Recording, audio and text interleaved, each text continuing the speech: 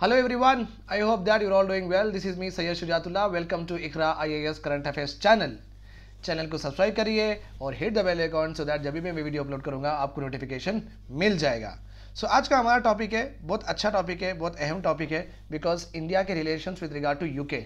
और किस तरह के रिलेशंस बात कर रहे हैं हम, no political no social, we are actually talking about economic relations. और इकोनॉमिक रिलेशंस बहुत इंपॉर्टेंट मुद्दा होता है अपनी कंट्री के लिए, बिकॉज इससे ही एक कंट्री का डेवलपमेंट होता है. Okay, standard of living of the people बढ़ती है, जीडीपी का ग्रोथ होता है. जीडीपी का ग्रोथ जब होता है तो पर कैपिटा या इनकम का ग्रोथ ऑटोमेटिकली होता है, right. So it is very important. Economic relations her country के लिए बहुत अहमियत रखते हैं, बहुत अहम हिस्सा होते हैं. ओके, बहुत महत्वपूर्ण होते हैं. ठीक है, राइट. सो एक बार मैं चेक कर लूँ कि क्या चल रहा है. Yes, everything is fine. Let us go ahead. आज हम पढ़ने वाले हैं फ्री ट्रेड एग्रीमेंट का मतलब क्या है और उसके कुछ टाइप्स है तो वो भी पढ़ लेंगे. इंडिया और यूके का ट्रेड रिलेशनशिप कैसा होने वाला है, ये ट्रेड जो भी रिलेशनशिप है ये इसका स्कोप क्या है, इसका प्रोस्पेक्टस क्या है, ये चलेगा या नहीं चलेगा, और इंडिया के इन्वेस्टमेंट यूके में क्या क्या है और यूके के इन्वेस्टमेंट इंडिया में क्या क्या है, तो थोड़े एग्जाम्पल्स अपन देखेंगे. ठीक है, और ट्रेड ग्रोथ का प्रोजेक्शंस क्या है.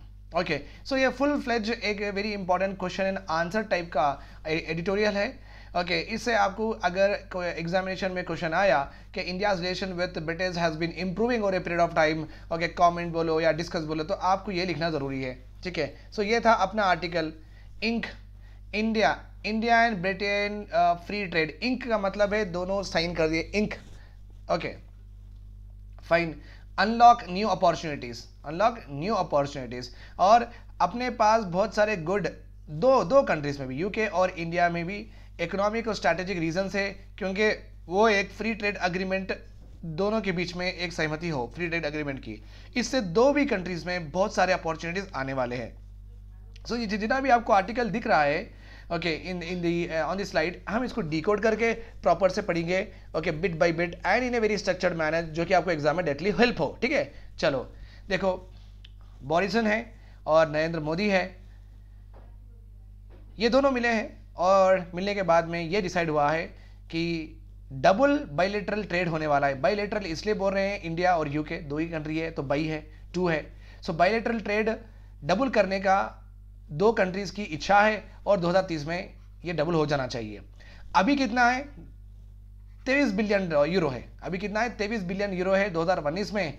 तो अभी 2030 तक ये हो जाना चाहिए. 23 और 23 कितने हुए, 46 बिलियन ऑब्वियसली 46 बिलियन यूरो होने हैं. सो ये मेन मुद्दा है. इतना दोनों के बीच में ट्रेड होना चाहिए, मीन्स इतनी आमदनी वहां से और अपने बीच, अपने प्रोडक्ट्स वहां पे, उनके प्रोडक्ट्स यहाँ पे, अपने प्रोडक्ट्स वहां पे, उनके प्रोडक्ट्स यहाँ पे. तो इस पूरों का वैल्यू अभी है 2019 में 23 बिलियन यूरो है, ये 2030 में बढ़ना चाहिए. तो इसका मतलब अपने प्रोडक्ट्स वहाँ पे ज़्यादा जाना चाहिए, उनके प्रोडक्ट्स यहाँ पे ज़्यादा आना चाहिए. तो ज़्यादा आने के लिए टैरिफ का रिडक्शन करना चाहिए, कस्टम ड्यूटीज कम करने चाहिए, रेगुलेटरी फ्रेमवर्क अच्छा बनाना चाहिए, ईज ऑफ रेगुलेटरी फ्रेमवर्क, अगर उनके प्रोडक्ट्स यहाँ पे आए जल्दी जल्दी क्लियरेंस मिलना चाहिए. ठीक है, that is called as ease of doing business. ठीक है, चलो अदर आउटकम्स क्या है. दो कंट्रीज ये सहमति पे आ चुके हैं कि they are going to reduce what, barriers to trade. जो भी इंपोर्ट और एक्सपोर्ट में जो भी बैरियर्स आ रहे हैं, या आपके पास इंपोर्ट ड्यूटी ज़्यादा है या आपके पास एक्सपोर्ट ड्यूटी कम है, या यूके में बराबर पॉलिसी फ्रेमवर्क नहीं है, यूके के गवर्नमेंट इंडियन एक्सपोर्टर्स और इंपोर्टर्स को ज़्यादा इंपॉर्टेंस नहीं दे रही है और उनके लिए ज़्यादा आसान नहीं कर रही है खरीदी बेचना. ओके, सो ये पूरे बैरियर्स जो भी है, ओके, ये बैरियर्स को अभी पहले निकालना है.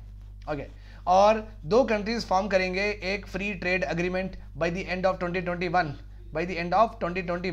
तो 2021 हो चुका है बिकॉज ऑफ पैंडेमिक. अभी इसका आगे कुछ प्रोसेस नहीं आया है बिकॉज, बट ये लोग तो ये ऑलरेडी बोल चुके हैं कि हम 2021 एंड तक इसका फ्री ट्रेड एग्रीमेंट कर लेंगे. ये फ्री ट्रेड एग्रीमेंट क्या है मैं अभी बताऊंगा आपको 1-2 मिनट में, प्लीज दिल थाम के बैठिए. Okay, right. Both countries on the path of stimulating growth. दो भी कंट्रीज में ये इच्छा है कि चलो भाई हम ग्रोथ के और बढ़ेंगे. India is happy, India is saying that देखो, unlocking the export of British apples to India. So British में जो भी एप्पल का प्रोडक्शन हो रहा है, इंडिया उसको ब्रिटेन वालों को बोली है, ब्रिटेन गवर्नमेंट को बोली है कि आप आपके एप्पल्स हमारे इंडिया में बेच सकते हैं. जो भी ट्रेड बैरियर्स है, ओके वो हम निकालने के लिए तैयार है। इसी तरीके से UK also said the same thing, enabling a greater number of Indian fisheries to export shrimp to the UK. तो ये अपने झींगे जो है, जो श्रिम्प जो है, ये प्राण की जो वैरायटी होती है, तो अपने ऑब्वियसली अपने पास कोस्टल लाइन है ज़बरदस्त, ओके तो अपने जो फिशरमैन जो भी श्रिम्प का प्रोडक्शन करेंगे वो हम यूके को बेच सकेंगे। यूके की गवर्नमेंट ये अपने को इजाज़त दे दी है। सो आप याद रखिए कि दो भी कंट्रीज़ ये चाह रहे हैं कि दोनों में संबंध अच्छे हो, दोनों में रिलेशंस अच्छे हो और दोनों की इकोनॉमी बढ़े, डबल ट्रिपल चबल होए आगे जाके, ठीक है। यहाँ पे डबल का ही है, मतलब मैं आगे का बोल रहा हूँ, ठीक है। फ्री ट्रेड अग्रीमेंट क्या है? याद रखिए फ्री ट्रेड अग्रीमेंट दो कंट्रीज के बीच में होता है और इसमें क्या है, दो countries agree to provide preferential trade terms. Preferential trade terms, preferential बोल तो आप क्या प्रीफर करना चाह रहे हैं, चाय कॉफी बिस्किट, तो वो बोलेंगे आप क्या प्रीफर करना चाह रहे हैं, बिरयानी एक्सेट्रा एक्सेट्रा। तो दोनों के जो भी प्रीफर कर रहे सो टर्म्स है, दोनों एक दूसरे के एक्सेप्ट करेंगे और ट्रेड आगे बढ़ेंगे। ओके सो यहाँ पे जनरली एक फ्री ट्रेड एग्रीमेंट में एक नेगेटिव लिस्ट ऑफ प्रोडक्ट्स होती है और नेगेटिव लिस्ट ऑफ सर्विसेज होती हैं, ओके एंड जब ये नेगेटिव लिस्ट होती है, ये नेगेटिव लिस्ट ओके ये ट्रेड एग्रीमेंट से बाहर होती है। बस यहाँ पे एक नेगेटिव लिस्ट देते हैं कि चलो ये आइटम्स है, इसके ऊपर ये एफटी एप्लीकेबल नहीं होगा, ये प्रेफरेंशियल जो भी ट्रेड और टर्म्स है ये एप्लीकेबल नहीं होंगे, बाकी के पूरे प्रोडक्ट्स पे एप्लीकेबल होंगे, दैट्स ऑल अबाउट इट। और ऐसा अपना एग्रीमेंट है श्रीलंका और various trading blocks, okay as well as ASEAN का, okay association of south east Asian nation, जिसमें India is not a member. India is not a member, जो ये इंडोनेशिया मलेशिया ब्रूनी है ना, उनका एसोसिएशन है ये। तो अपना फ्री ट्रेड एग्रीमेंट श्रीलंका से भी है और बहुत सारे ब्लॉक से भी है, सच एज एशियन जो हमारा करीबी है, ठीक है। अभी प्रेफरेंशियल ट्रेड एग्रीमेंट क्या है? प्रेफरेंशियल ट्रेड एग्रीमेंट फिर ये दो कंट्रीज के बीच में होता है या मोर कंट्रीज के बीच में भी हो सकता है, two or more partners, okay यहाँ पे एक पॉजिटिव लिस्ट दी जाती है। ये पॉजिटिव लिस्ट में आइटम्स जो होते हैं, मिल्क रहो, चॉकलेट रहो, कंज्यूमर ड्यूरेबल्स रहो, वाटर बॉटल रहो, कुछ भी रहो, ओके इसमें प्रेफरेंशियल ट्रेड एग्रीमेंट में एक पॉजिटिव लिस्ट दी जाती है। ये पॉजिटिव लिस्ट में ही ये एग्रीमेंट जो ये ट्रेड के टर्म से एप्लीकेबल होते हैं, बाकी के दूसरे प्रोडक्ट्स को एप्लीकेबल नहीं होते हैं। ओके फ्री ट्रेड एग्रीमेंट में नेगेटिव लिस्ट होती है जिसमें एप्लीकेबल नहीं होते हैं। प्रेफरेंशियल ट्रेड एग्रीमेंट में पॉजिटिव लिस्ट होती है जिसमें प्रेफरेंशियल ट्रेड एग्रीमेंट्स ट्रेड के जो टर्म्स है एप्लीकेबल होते हैं। दोनों में ज़्यादा फर्क नहीं है और एक बार सुन लीजिए आपको समझ में आ जाएगा, ठीक है। अभी बचा कॉम्प्रिहेंसिव, ये अपना प्रेफरेंशियल ट्रेड एग्रीमेंट है, okay India sign preferential trade agreement recently with Afghanistan. ये एक पॉइंट हो सकता है आपके प्रिलिमिनरी एग्जामिनेशन में, ठीक है। और बच्चे लोग ये अपनी बच्चा पार्टी एक बात याद रखिए, आप सिविल सर्विस का नोटिफिकेशन आ गया तो जल्दी से भर लीजिए, फर्स्ट कम फर्स्ट सर्व है। सो फिर अभी कोविड में कहाँ जाएंगे, अगर हम नेगलेक्ट करेंगे, नेग्लिजेंस करेंगे तो दूसरे स्टेट में आ जाएगा, दूसरे सिटी में आ जाएगा, तो कोविड में जाना भी ठीक नहीं है। सो बेटर है जल्दी जल्दी अप्लाई करिए और आपका सिक्योर कर लीजिए सीट आपके सेंटर में, आपके ओन लोकल एरिया में, दैट इज़ फॉर बेटर, ठीक है। ओके स्ट्रेस भी कम हो जाता है, that is fine, okay. So free trade agreement, preferential trade agreement, generally preferential trade agreement पहले करते हैं पीटीए, उसके बाद में जाता है एफटीए में जाता। ये अगर इस तरीके से ग्रोथ हो रहा है तो समझना कि बहुत दो कंट्री में संबंध बहुत अच्छे हो रहे हैं विद रिगार्ड टू इकोनॉमी। तो पहले पीटीए करते हैं, उसके बाद एफटीए करते हैं, बट ज़रूरी नहीं है कि ऐसा ही हो, ऐसा भी उल्टा भी हो सकता है, बट पीटीए करने के बाद एफटीए बहुत अच्छा होता है। और इससे और अच्छे संबंध बनाना है तो अपन बनाना पड़ेगा अपने को comprehensive economic partnership, okay agreement, इसको बोलते हैं सेपा। सेपा भी बोलो यार, सेका भी बोलो, बोथ आर एक ही है, ओके। ये कॉम्प्रिहेंसिव इकोनॉमिक कोऑपरेशन एग्रीमेंट है, कोऑपरेशन कोऑपरेट करना है, ये क्या पार्टनरशिप एग्रीमेंट है। यहाँ पे इन दोनों से हटके यहाँ पे क्या डिफरेंस है, यहाँ पे क्या डिफरेंस है, जो रेगुलेटरी इश्यूज होते हैं, रेगुलेशंस की लाइसेंस देना एक्सेट्रा, ओके। और यहाँ पे टर्मिनल्स में जब कंसाइनमेंट आता है, आने के बाद में आप किस तरीके से रेगुलेट कर रहे हैं इनका ट्रेड, किस तरीके से सप्लाई जल्द से जल्द पहुँचा रहे हैं, तो यहाँ पे रेगुलेशन जो हो रहा है, यूके में रेगुलेशन जो हो रहा है ना, ये ट्रेड इशू पे दोनों बात करते हैं। और यहाँ पे जो ईजी है, वहाँ पे जो ईजी है उस तरीके का रेगुलेशन चलता है, एक सर्टेनिटी ऑफ रेगुलेशन होता है आपके और उनके प्रोडक्ट्स में सेम टू सेम, ओके। और यहाँ पे इन्वेस्टमेंट की बात भी होती है, कॉम्प्रिहेंसिव इकोनॉमिक पार्टनरशिप एग्रीमेंट, हम आपके कंट्री में इतना इन्वेस्टमेंट करेंगे, आप हमारी कंट्री में इतना इन्वेस्टमेंट करिए, हमारे पास ये सर्विसेज नहीं है आप इसमें इन्वेस्टमेंट करिए, हमारे पास वो सर्विसेज नहीं है हम अब आपके उसमें करते हैं। तो थोड़ा बहुत एक्सपोर्ट इम्पोर्ट के अलावा थोड़ा सा बढ़ के यहाँ पे इन्वेस्टमेंट की बात भी होती है दो कंट्रीज के बीच में, रेगुलेटरी इशूज़ की बात होती है, ओके। कस्टम का कॉपरेशन होता है, यहाँ पे कॉम्पिटिशन की भी बात होती है, और IPR intellectual property rights, okay, कि हमारा अगर प्रोडक्ट आपके पास आया तो ये प्रोडक्ट तो डुप्लीकेट नहीं होगा ना, ओके। तो हम इंडिया वाले बोलेंगे नहीं होगा बेटा, हम करेंगे, हम डुप्लीकेट रीबॉक को रीबुक बनाएंगे, एडिडास को एडिबास बनाएंगे, तो हम सुनेंगे नहीं किसके भी। तो बट ऑब्वियसली गवर्नमेंट तो बोलती है, ऑब्वियसली हम तो स्ट्रिंजेंट मेजर्स ले रहे हैं, IPR की पॉलिसी है, तो डोंट वरी अबाउट इट। तो यहाँ पे बहुत सारे अदर एस्पेक्ट्स भी बात होता है अपार्ट फ्रॉम एक्सपोर्ट इंपोर्ट और टैरिफ बैरियर्स के अलावा, ठीक है।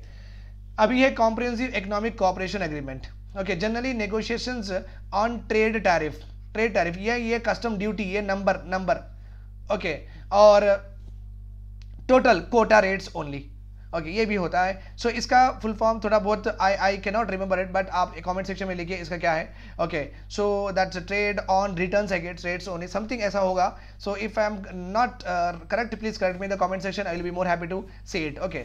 तो यहाँ पे जनरली ट्रेड टैरिफ का नेगोशिएशन होता है। It's not as comprehensive as CEPA में देखो पार्टनरशिप, हम दोनों पार्टनरशिप है तो दोनों इक्वल टर्म्स है। कोऑपरेशन आप नाम से भी समझ सकते हैं कि कोऑपरेट करिए ना, तो करे, नहीं करे तो नहीं करे, बोले ऐसा। पार्टनरशिप करे तो बराबर आपकी लायबिलिटी भी बन जाती, उनकी लायबिलिटी बन जाती, काम तो करना है। India signed this caeca with Malaysia, ठीक है। अभी बचा framework agreement primary define the scope and provisions of orientation of potential agreement. किस टर्म्स और रेगुलेशंस और इश्यूज पे हम अग्रीमेंट्स कर सकते हैं, एक फ्रेमवर्क बना के दीजिए, ओके। इंडिया को जापान में कुछ सेल करना है, ठीक है, तो एक फ्रेमवर्क अग्रीमेंट बनता है पहले। इंडिया के जो भी एक्सपोर्टर्स है, इंडिया के जो इंपोर्टर्स है, इंपोर्टर जापान से जो मंगा रहे हैं और जापान को जो एक्सपोर्ट कर रहे हैं, ओके, इनसे गवर्नमेंट ऑफ इंडिया सर्वे करेंगी और इनसे पूछेंगी क्या क्या प्रॉब्लम्स है। ये प्रॉब्लम्स, ओके, फ्रेमवर्क में लिखेंगे, 1 2 3 4 5 से ऐसे लिखेंगे और जापान को भेजेंगे, देखो भाई ये सब चीज़ें हमें चाहिए क्योंकि ये चीज़ों में बहुत दिक्कत हो रही है, बहुत परेशानी हो रही है हमको, राइट। सो ये फ्रेमवर्क है, डिस्कशन होता है, new area of discussion, okay, और लिबरलाइजेशन और कैसा ओपन अप करेंगे दो कंट्री के बीच में इकोनॉमी को। India has signed this agreement with Asian and Japan also, okay, Asian and Japan, ठीक है। वेरी इजी टू अंडरस्टैंड है, आप देखिए बहुत अच्छे से समझ में आ जाएगा। सो इस तरीके से आगे बढ़ते हैं व्हेनेवर ट्रेड दो कंट्रीज में अच्छा होता है, ओके। अब ब्रिटिश और इंडिया के इन्वेस्टमेंट देखेंगे अपन। देखिए ब्रिटिश के 600 कंपनीज है, यूके के 600 कंपनीज है इंडिया में, और ये जो 600 कंपनीज है 3,20,000 लोगों को एम्प्लॉयमेंट रोजगार दिए हैं यूके के कंपनीज इंडिया में, okay. Such like Barclays financial, okay, biggest office है आउटसाइड ऑफ लंदन, पुणे। सबसे बड़ी बार्कले एक फाइनेंशियल फर्म है जो लंदन में, इनका बहुत बड़ा ऑफिस है। अगर सेकंड बड़ा ऑफिस अगर कहीं है तो इंडिया में ही है। तो देखो इतना बड़ा इन्वेस्टमेंट इंडिया में करे हैं वो लोग। और जेसीबी के जो प्रोडक्ट्स जो इंडिया में मैन्युफैक्चर होते हैं वो बहुत सारे कंट्रीज को जाते हैं इंडिया से। इंडिया मैन्युफैक्चर नहीं करता है, ओके, यूके के कंपनी यहाँ पे आगे करते हैं, just like make in India समझिए आप, ओके, यहाँ पे आगे करते हैं, बट बहुत कंट्रीज को यहाँ से ही सप्लाई होता है। Consumer goods giant Hindustan Unilever, इसका भी हेडक्वार्टर है मुंबई। ये जी अपनी कंपनी नहीं है बट नाम अपना है, बट कंपनी अपनी नहीं है, ओके। सो इनके भी प्रोडक्ट्स, इनका हेडक्वार्टर है मुंबई में, बहुत सारे प्रोडक्ट्स इंडिया में और बाहर के कंट्रीज में जाते हैं, ओके। सो देखिए कि यूके के इन्वेस्टमेंट इंडिया में भी है, एम्प्लॉयमेंट भी दे रहे हैं और यहाँ पे प्रोड्यूस करके दूसरी जगह भी भेज रहे हैं। ऐसा नहीं कि वो लोग ही कर रहे हैं, हम भी कर रहे हैं, okay. Similarly India is a big investor into UK also, okay. हमारे जो इंडियन बिजनेसमैन है, ये फाइनेंशियल टेक्नोलॉजी में एप्स बनाने के लिए, ओके, एडोब फोटोशॉप रहो, एडिटिंग रहो, ये सब चीज़ उनके पास से हम इन्वेस्ट कर रहे हैं, वहाँ पे पैसे भेज रहे हैं। इलेक्ट्रिक व्हीकल्स की टेक्नोलॉजी वहाँ से ले रहे हैं, बैटरीज अपने फ़ोन के अच्छे बनाने के बाद से वहाँ से ले रहे हैं, तो हमारे इन्वेस्टमेंट वहाँ पे जा रहे हैं। इन 2020-2021 India was UK second largest source of investment in terms of number of projects, number of not value, number of projects में हम सेकंड स्टैंड करते हैं, तो हम भी अच्छा खासा इन्वेस्टमेंट कर रहे हैं यूके में, ओके। Just last week only, okay, 2022 है अभी, तो लास्ट वीक वो तो फरवरी का महीना शुरू हुआ है, 4 तारीख है, तो आप समझ सकते कि जनवरी एंड में एसआर ग्रुप जो इंडिया की कंपनी है और ओला इलेक्ट्रिक जो भी है, okay, they announce their investment into UK. See हम भी वहाँ पे इन्वेस्टमेंट कर रहे हैं, ओके। बट देखो ये लोग भी इन्वेस्टमेंट कर रहे हैं यहाँ पे, इनके भी कंपनी से अच्छा खासा बेस है, हमारा भी अच्छा खासा वहाँ पे बेस है। बस ये दो लोग जो कि देखो 5th and 6th largest economy of the world है, okay, 5th and 6th largest, 5th UK है, 6th अपनी है, largest economy of the world है, बट दोनों में ट्रेड उतना नहीं हो रहा है। इतनी बड़ी साइज की इकोनॉमी से 2, 5 और 6, और इतना पॉपुलेशन है अपने पास, इतना स्कोप है, बट जितना होना चाहिए दोनों के बीच ट्रेड उतना हो नहीं रहा है, ये एक थोड़ा बहुत प्रॉब्लम है, okay. That's why FTA should will change that. तो एफटीए के ऊपर हम निगाह रखा के बैठे हैं कि ये एफटीए जब आ जाएगा फ्री ट्रेड एग्रीमेंट दोनों में, दो कंट्री में एक सहमति हो जाएगी, चलो भाई ये लिस्ट में हम फ्री ट्रेड करेंगे, ओके, सो उसके बाद में ये जो वैल्यू है ये बढ़ेंगी बोल के हम एक्सपेक्ट कर रहे हैं, ठीक है, फाइन। पॉजिटिव स्कोप क्या है ये पार्टनरशिप का, देखिए यूएस अभी यूरोपियन यूनियन से, सॉरी यूके अभी यूरोपियन यूनियन से हट गया, you know that, okay, 47 years of membership थी किसकी, यूके की, in European union, now European union से यूके हट गया, तो इसको भी चाहिए कि other countries as a partners, right और wrong, so India is having very important scope, यहाँ पे बेचारे के पास और कोई है नहीं, तो इंडिविजुअली वो फॉर्मुलेट करेंगे बायलैटरल एग्रीमेंट्स, तो India can use this opportunity, ठीक है। पहले तो इनसे भी अगर कुछ खरीदना हो या इनके पास कुछ एक्सपोर्ट करना हो या इनके पास से कुछ इंपोर्ट करना हो, फिर यूरोपियन यूनियन के पूरे लॉस पढ़ो, फिर यूरोपियन यूनियन के पूरे ट्रेड एंड टर्म्स पढ़ो, बिकॉज ये यूरोपियन यूनियन के थे, तो जब एक से करते थे पूरे कंट्रीज को वही टर्म्स एंड देना पड़ता था, ये एक बहुत बड़ी प्रॉब्लम थी, तो ये हट गए हैं वहां से, तो इनको भी चाहिए partners to do the trade, ये एक अच्छी बात है। और एक इंपॉर्टेंट बात क्या है, ये लोग चाहते भी है कि लाइक माइंडेड डेमोक्रेसीज रहो, जैसे कि हम भी यूरोपियन जैसे ब्रिटिश के अंडर ही थे रूल में, तो इंपीरियलिज्म और कॉमनवेल्थ ऑफ नेशंस के भी मेंबर हैं, तो अपनी और उनकी मेंटेलिटी मैक्सिमम सेम है, that is what the article is saying, तो हम इस तरीके से आगे बढ़ सकते हैं, लाइक दैट स्कोप तो ज़्यादा है, ठीक है। और अपने जो और रिसेंटली ये देखा गया है कि यूके के जो इन्वेस्टमेंट्स और यूके के जो अग्रीमेंट्स ऑस्ट्रेलिया से ज़्यादा हो रहे हैं और इंडिया के भी अग्रीमेंट्स ऑस्ट्रेलिया से ज़्यादा हो रहे हैं, तो अभी समझिए कि India, UK, India, Australia partners पूरे सेम ही हैं, तो अपन एक अच्छे से सप्लाई चेन बना सकते हैं। देखो यहाँ पे, देखो मैप में ये है यूके से जाएगा अपना प्रोडक्ट यहाँ पे, तो अपने पास जोग्राफिकली एक डेमोग्राफिक स्वीट है, अपना स्वीट ऑफ इंडिया है, डेमोग्राफिक स्वीट मीन्स इंडिया एक ऐसी जगह पे लोकेटेड है कि यूके को भी चाहिए ऑस्ट्रेलिया, इंडिया को भी चाहिए ऑस्ट्रेलिया, ओके, इंडिया को चाहिए यूके, ओके, यूके को चाहिए इंडिया, राइट, तो हम एक अच्छी जगह पे बैठे हैं, तो इनके इन्वेस्टमेंट यहाँ आ सकते हैं, इनके इन्वेस्टमेंट यहाँ आ सकते हैं, हमारे पास ग्रोथ हो सकती है, ये बेस्ट अपॉर्चुनिटी फॉर इंडिया है, क्योंकि ट्रेडिंग पार्टनर्स हम दोनों के ऑस्ट्रेलिया दैट इज सेम है, तो इससे ये अपॉर्चुनिटी हम बहुत अच्छे से यूटिलाइज कर सकते हैं और अपने इकोनॉमिक ग्रोथ को पुश कर सकते हैं। Okay, free trade with the UK will help through greater access to a highly open competitive market across the world, ये तो मैं बोल दिया हूं आपका। ओके, यूके और इंडिया का ट्रेड एग्रीमेंट, ओके, अगर हो गया तो it will stimulate growth in both the countries और एम्प्लॉयमेंट बढ़ेगा दो भी कंट्रीज में। ओके, फ्री ट्रेड एग्रीमेंट जो भी होने वाला है, अगर ये हो गया, it will add 14.8 billion euro to the GDP of India and UK collectively by 2035, इतना ज़्यादा पैसा ऐड होगा, इसका मतलब इतना ज़्यादा हम प्रोडक्शन करते जाएंगे, इतना ज़्यादा ट्रेड दो कंट्री के बीच में होता जाएगा, सो एम्प्लॉयमेंट बढ़ेगा और 2035 तक 14.8 बिलियन यूरो का जीडीपी ग्रोथ दोनों में देखा गया, तो ये बहुत ह्यूज नंबर है।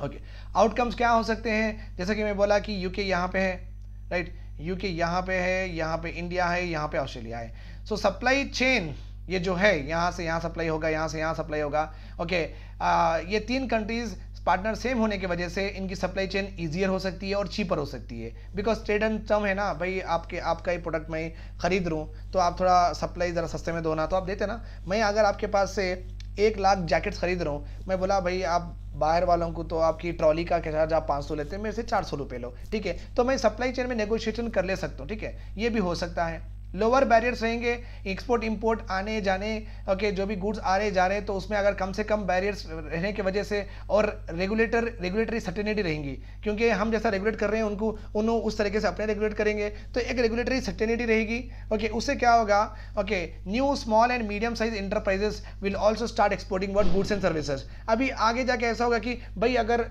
यूके में एक्सपोर्ट करना है तो ये कर दो बस हो जाता, ओके, इंपोर्ट करना है तो भाई ये कर दो बस हो जाता, ये चेंज नहीं हुआ, ये अच्छे प्रिंसिपल से, ये अच्छे रूल से ऐसा बोल देते, right. An agreement also means that India and British consumer में see improvements in the variety of goods and affordability of products. हमारे पास जो मिलता वहाँ पे वो नहीं मिलता, उनके पास जो मिलता यहाँ पे नहीं मिलता, ऐसा नहीं कि पूरे नहीं मिलते, बहुत सारी चीज़ें वहाँ के यहाँ नहीं मिलते, यहाँ के वहाँ नहीं मिलते, ओके। अगर ये सप्लाई चेन, ये जो अगर फ्री ट्रेड एग्रीमेंट अच्छे से फॉर्ज हुआ दोनों के बीच में, हम नए नए प्रोडक्ट्स देखेंगे, वहाँ के यहाँ और वहाँ वाले अपने जगह प्रोडक्ट्स खुश हो जाएंगे, ठीक है, तो ऐसा हो सकता है। और बहुत प्रोडक्ट्स आने जाने की वजह से ओके चीपर भी हो जाएंगे और अवेलेबिलिटी, वैरायटी ऑफ चॉइसेस मिलेगा, variety of food, variety of things use करने का मौका मिलेगा अपने को भी और उनको भी, ठीक है। और कंक्लूजन क्या रखेंगे अपन, FTA free trade agreement would mark a new way of working between UK and India, Very good. It gives a new framework within which the two countries can grow and flourish together. Okay, putting the colonial economic relationship where it belongs in the history books. History books में जो हम सिर्फ उनके वो हमें चूसते गए, अभी हम दोनों मिलकर आगे बढ़ेंगे। जो हिस्ट्री वो उनकी थी कि हम अपने को इकोनॉमिक एक्सप्लॉयटेशन करे थे, वो जो हिस्ट्री थी वो हिस्ट्री को हम भूल जाएंगे और एक नई हिस्ट्री क्रिएट करेंगे और दोनों आगे बढ़ेंगे।